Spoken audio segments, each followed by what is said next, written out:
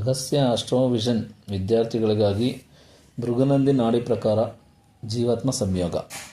ಏನು ಜೀವಾತ್ಮ ಸಂಯೋಗ ಅಂದರೆ ಭೃಗುನಂದಿ ನಾಡಿ ಪ್ರಕಾರ ಜೀವವನ್ನು ಗುರು ಪ್ರತಿನಿಧಿಸ್ತಾನೆ, ಅದೇ ರೀತಿ ಆತ್ಮವನ್ನು ರವಿ ಪ್ರತಿನಿಧಿಸ್ತಾನೆ. ಯಾರ ಕುಂಡಲಿಯಲ್ಲಿ ರವಿ ಮತ್ತು ಗುರು ಎರಡೂ ಗ್ರಹಗಳು ಸಂಯೋಗ ಇರ್ತವೆ, ಸಂಯೋಗ ಅಂದರೆ ಒಂದೇ ರಾಶಿಯಲ್ಲಿರ್ತವೆ ಅಥವಾ ಸಂಬಂಧ ಇರುತ್ತೆ, ಅಂಥವ್ರಿಗೆ ಈ ಒಂದು ಜೀವಾತ್ಮ ಸಂಯೋಗ ಅನ್ನೋದು ಏರ್ಪಡುತ್ತೆ. ಏನಾಗುತ್ತೆ ಇದರಿಂದ, ಏನು ನಮಗೆ ಬೆನಿಫಿಟ್ಟು, ಏನು ಉಪಯೋಗ ಆಗುತ್ತೆ ಅಂತಂದರೆ, ಜ್ಯೋತಿಷ್ಯ ಕಲೆಯಲ್ಲೂ ಬಹು ಮುಖ್ಯವಾಗಿ ಬೇಕಾಗಿರತಕ್ಕಂಥದ್ದು ಇಂಟ್ಯೂಟಿವ್ ಪವರ್. ಆ ಇಂಟ್ಯೂಟಿವ್ ಎಬಿಲಿಟಿ ಯಾರಿಗಿರುತ್ತೆ ಅವರು ತುಂಬ ಚೆನ್ನಾಗಿ ಜ್ಯೋತಿಷ್ಯವನ್ನು ಕಲಿಯಬಹುದು, ಮತ್ತು ಅದರಿಂದ ಏನಾಗ್ತಾರೆ ಅಂತಂದರೆ ಒಳ್ಳೆ ಜನಪ್ರಿಯತೆಯನ್ನು ಗಳಿಸ್ತಾರೆ. ಯಾರಿಗೆ ಈ ಕಾಂಬಿನೇಷನ್ ಇರುತ್ತೆ ಅವರು ಅಸ್ಟ್ರಾಲಜರ್ ಆಗ್ತಾರೆ, ಅದರ ಜೊತೆಯಲ್ಲಿ ಒಳ್ಳೆ ಜನಪ್ರಿಯತೆಯನ್ನು ಗಳಿಸ್ತಾರೆ.